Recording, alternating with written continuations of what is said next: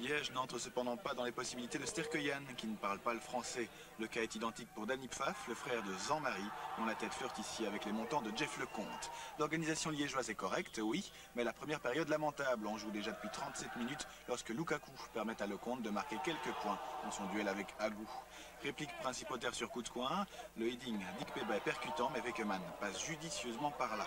Et les gars, ça vous le faites pas deux fois, hein? Je suis pas Superman moi.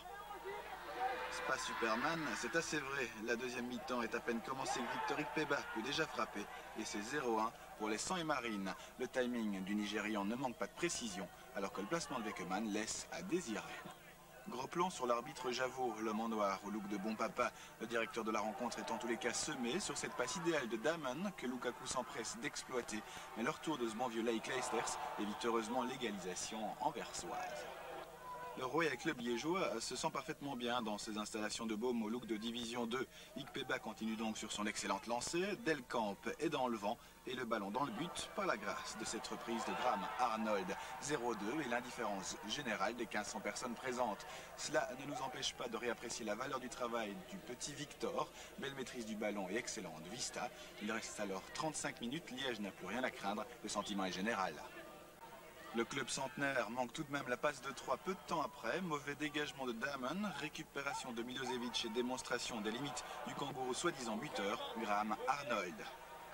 La passe en retrait, le ravissement de ce début de saison est l'occasion pour nous de retrouver Superman Vekeman. La relance est plutôt audacieuse et Arnold n'est pas loin d'en profiter. Mais le reste de l'action permet de se poser des questions. Comment est-il en effet possible qu'un tel début de phase amène un but? La structure liégeoise perd pied et Rivas peut bombarder le compte. 1-2. Rivas, vénézuélien et ex-standardman répondant au doux nom de Staline.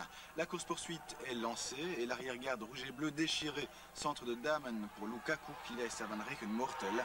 2 buts partout. Tout est à refaire pour Liège. Quelques coups de manivelle et un top là, Storm fait des miracles. Mais avant cela, les Liégeois vont encore louper leur retour dans le match. Arnold est trop précipité et Ikpeba un peu trop enlevé. La chance est passée. Le troisième acte de ce match peut alors débuter. Il vous est présenté et réalisé par le Zaïrois Roger Lukaku. Un nom très à la mode depuis l'entame de la saison. Le grand Africain peut tout avec un ballon. Kleisters en est même dégoûté. Les principautés sont toutefois sauvés, mais on appelle communément cela une partie remise. Le geste du bras de l'ami Roger laisse effectivement entrevoir un orage. Et le coup franc de Verheiken permet d'ailleurs de l'amorcer. Lukaku fait voler le ballon vers la gauche. Henri Kleisters et Lecomte n'interviennent pas. Lukaku est déjà là. C'est 3-2 et c'est la joie. Il reste 7 minutes à Liège pour tenter d'encore réagir, mais le scénario classique est au programme. Perte de balle et contre-attaque anversoise. Roger l'idole, Roger la diva, Roger la star. 4-2 score final.